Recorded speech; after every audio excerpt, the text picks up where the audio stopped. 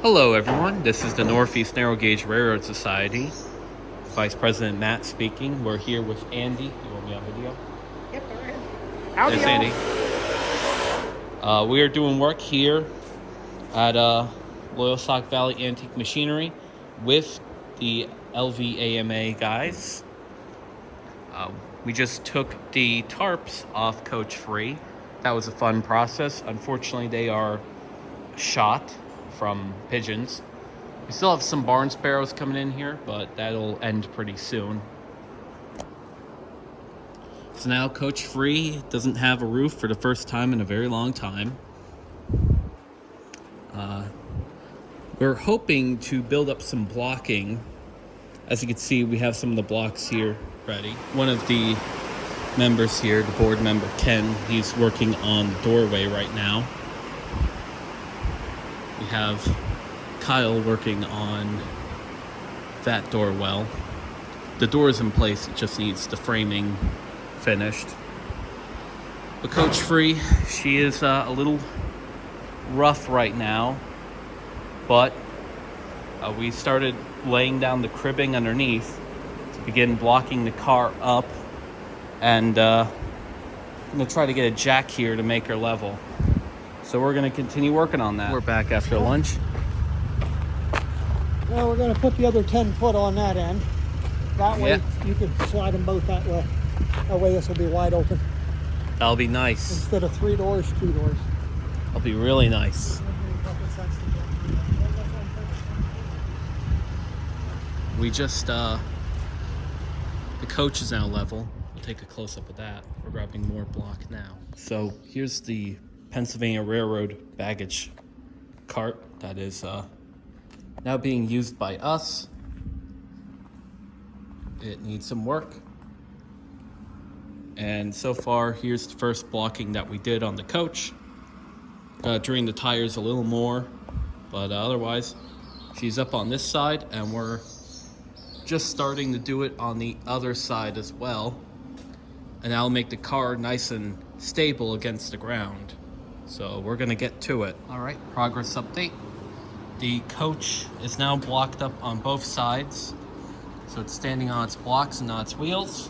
We're about to do some blocking in the center. We have Andy here currently sweeping, making it a lot cleaner for when we have to work underneath, because yeah, it's gonna be an adventure. I was thinking of pushing up the other side a little more to get the floor level. Right now, I gotta measure how high each side is up. But the rear tires are now fully deflated. We're hoping in the future to actually put the cart that's currently on the hay wagon up for auction. But again, now both sides of the car are blocked, sitting up, which is incredible. That side was always sitting a little higher. We probably are going to have to lift this side, but we'll get to that. And we're going to continue working. All right, so we got Andy on the flashlight here. If you want to come in closer, show you a little about the underside of the car. There's actually this hole right here and gunk on both sides. We don't know if this was where the bathroom was. Possibly was. There's also 2 holes there. So we're going to have to double check that. As you can see, we have currently a jack pushing on the bolster, and we're getting the end here shimmed up so everything's nice and level. And then once it's nice and level, we're gonna drop the car onto it. So that'll be pretty good. This now even, that's 26, the other side is 26. And then we're gonna do one in the center, which is gonna be a pain to do. But that's what we're gonna do. So let's get to it. All right, we're inside the car. It's a lot more level now than it's ever been. We didn't do the center one, but we did the ends. So now the car is supported from its ends at its bolsters. Again, it's off its wheels. And overall, it's very straight. I mean, it's still got a list to this side because of how the wall is. We're gonna start jacking this wall up to get it back level again. We're going to do it another day. Today is not the day. And again, you could tell it's been a while since we've been in here. We still got the hole in the floor. But these four little holes right here, up here, and one down here, those actually, well, actually, no, it goes right here. Look at that.